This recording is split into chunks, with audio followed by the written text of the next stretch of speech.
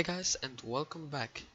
So before we go into the pawn structures, I wanted to just do one more video where I'm going to be playing a Blitz game and just telling what I think about the game and everything. So let's just go 1 5 + 3 game. Okay, so we have the white pieces and I'll just start with the move c4 like always. Okay, c5, the symmetrical English. Um, let's play g3. Okay, just normal developing moves. The order of the moves here uh, is actually not that important because we discussed this in the Rooks video. We had the exact same opening and the same line. That's why I'm going to here choose this plan with making use of this rook here, and that's why I'm going to play rook to b1 immediately and just start this plan. Okay, so he stopped it with the move a5, which is not that bad, but it kinda gives me the possibility of playing knight to b5 later maybe. But now, for now, I'm just going to finish my development and castle. Okay, so now I have to develop my dark squared bishop also. I can play d5 here, which I'm going to play to strike at the center and get more space, also open this bishop. Okay, let's see what he's going to play. It kinda looks dangerous if he takes and I take to be in this pin, but it's nothing serious here. So now I actually have the possibility of playing this b5 move, which I'm going to play here because this pawn was removed, and I'm making use of this rook because it's defending this pawn and also just making this push possible. And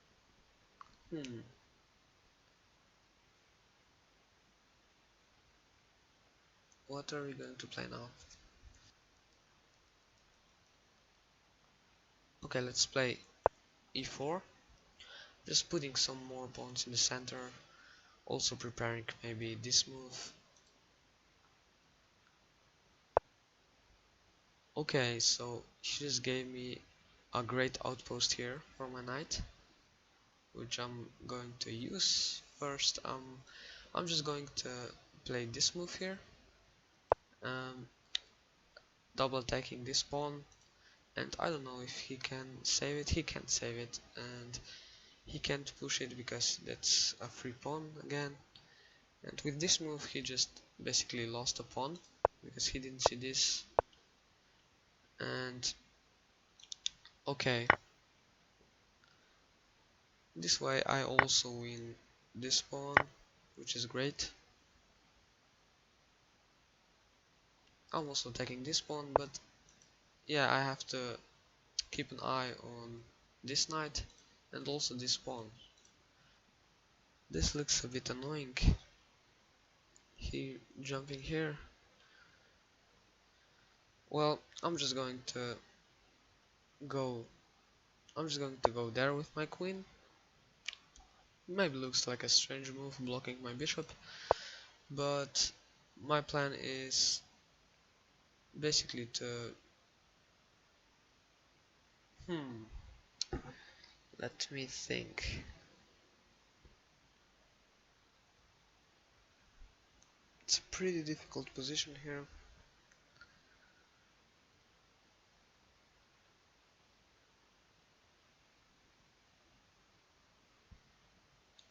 Okay, I'm just going to give him this pawn back if he wants it.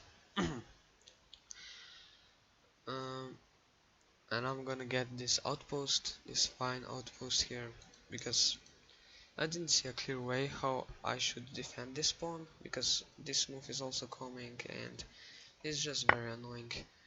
Okay, so yeah, he took it, and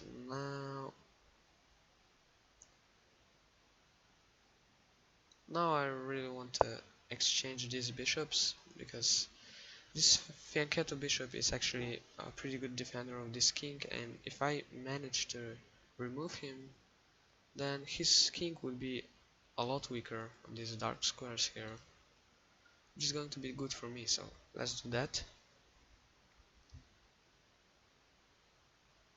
He always has this nice outpost also, but it's not actually an outpost, because I can challenge him with f4. This outpost here is a lot better. You can see no pawns can attack me. Okay, so this move here is actually not that great, I think, because I can attack his knight and then trade the bishops, which is of course good for me. Getting rid of this good bishop here was active here, so that's cool. Let's see what he plays.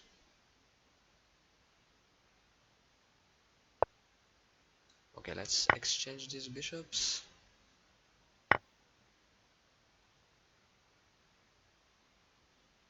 And maybe deliver check here. Let's see what he does.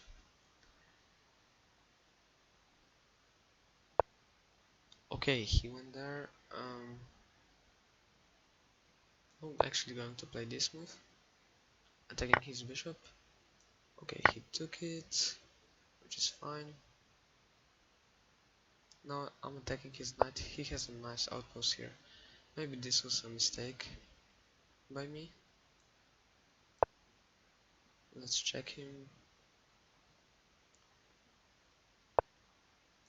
Okay, and now this is...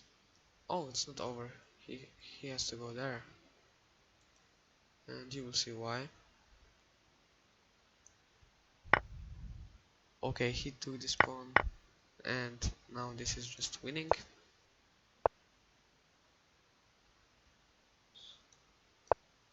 Now this should be pretty easily winning. We have a queen for the rook, and okay, let's challenge this rook. I would like to trade the rooks. The rook for... I would like to trade the rooks, yeah.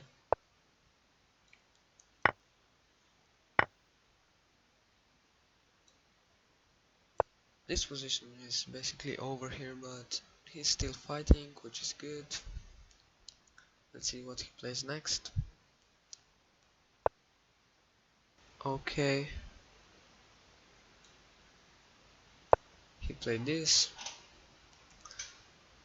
I'm gonna try to take this knight with my bishop, get rid of this pretty good knight. Let's go there. Now if he moves, both pawns are going to fall, probably. And if he doesn't, then I can just take his knight and just go into a winning game here. Queen versus a rook, two best pawns. This is just over here. Let's see if he resigns. No. Okay. Okay, he resigned. So let's see the game now. The opening was pretty normal symmetrical variation. I tried this plan with using my rook in the opening, but he stopped me with this move, which kind of gives me this b5 square and good outpost for my knight, which I actually didn't use in this game, but okay. We just developed, and I challenged the center immediately here with the move d4, because d3 would be kind of passive. You really don't want to play that kind of move. he wanted to play aggressive, and he took, I took, and he played bishop to d7. Okay, developed his bishop, and I didn't want to exchange here because he would take it with the bishop, and I don't really want to trade my bishop for this bishop because this fianchetto bishop is protecting my king, and it's the English opening. If you play the English opening, you will know that this fianchetto bishop is your main piece, so you don't want to exchange it. So I have the possibility here of playing b5, and I just did this, and now he played rook to c8. Now I didn't really I had to think for a while, just figuring out what I want to play, and I decided for the move e4, just grabbing more space in the center with my pawns. And this was a mistake by him, e5, just giving me this fine outpost, and also he probably overlooked this move, double attacking his pawn with my knight and the queen. But he found a pretty good line with this knight to d4, which gives me a pawn, and gives him two isolated pawns, which probably, maybe I think this wasn't the best move, the best choice for him, but okay. He moved the knight with a discovered attack. I had to move my queen. You can see that this pawn is loose, and I didn't want to go there because of a simpler reason. He could play this and then take my pawn with a tempo here. So here he attacked my pawn for another time, and I didn't see a real way how to defend it. The only move I actually saw I can play was this move. So I played my knight to a great outpost. Then he took my pawn, which is normal, and I tried to exchange these bishops. You always want to exchange your opponent's fianchetto bishop if it protects his king and if it's effective here, right? So he defended this threat for one move, but this wasn't really a good move because I can just challenge his knight and he has to go somewhere, and I exchange the bishops. Now I checked him.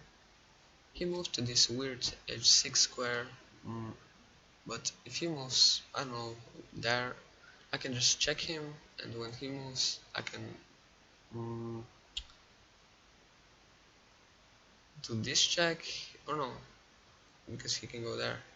I can, I don't know, go there with a check and then take his rook, for example. It's just winning. So he went there, and I play this f5 move just to open this diagonal to his king. Maybe I could use it in my favor. So he took my knight, I took his bishop, and now he played his knight here. And here I started, and here I thought that my move maybe wasn't the best because this outpost is really good for him, and just my bishop is pretty bad here, just defending this pawn. This knight is pretty good, looking at all these fine squares with on a good outpost, so I wasn't really happy with this position here. But I played queen to d2 check. He had to move back. I mean, he could try to exchange queens, which is probably the best move here. Why didn't he play this? I actually don't know. It would be very good if he exchanges this and the queens, and there's no more danger for his king, and he has this monster knight and also a possibility of doubling up the rooks here on the c file, and just probably a winning position, or at least a better position. But he moved back, and I played this f6 move, which is kind of logical. Starting to think about these threats, And if he moved there with his king, then I would go there, and just the checkmate is unstoppable. He has to give up his queen, and it's just winning. I think he should go there, because when I play this move, he can defend it with a move rook to g8. But he didn't see it, unfortunately, and just took my pawn. I took his queen, and now this is just winning. Um, I just tried to exchange the rooks, and I did.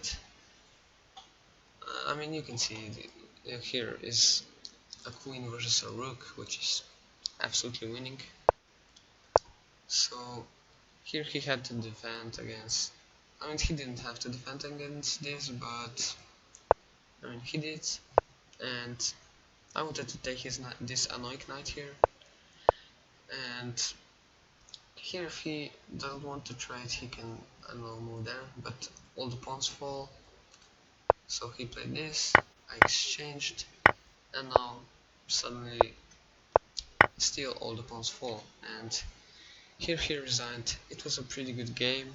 Mm, with the main mistake in the game, I think, was probably this move e5 here, but it got kind of complicated. But I mean, anyways, this move just doesn't look good, giving me the outpost, and just this pawn is a backwards pawn, which we're going to talk about in another video, and this move just wasn't great. But the game continued, and it was a pretty good game. So next time we're going to go over the pawn structures, and I'm very excited for this. Thank you guys for watching, and I'll see you in the next video.